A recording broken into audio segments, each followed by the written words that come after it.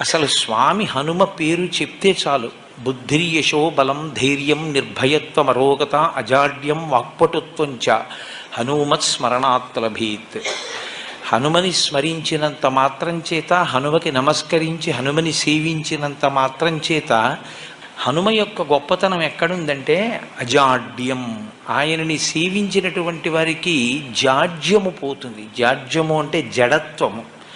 జడత్వము అన్న మాటకు అర్థం ఏమిటంటే స్పందన శక్తిని కోల్పోవడం.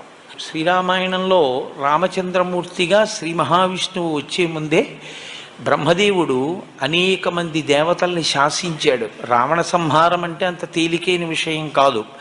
నరవానరముల చేత సంహరింపబడడు కనుక, ఆయన నరవానరముల చేత సంహరింపబడనని వరం అడగలేదు కనుక మీ అందరూ కూడా వానరాంశలలో వెళ్ళండి అన్నాడు.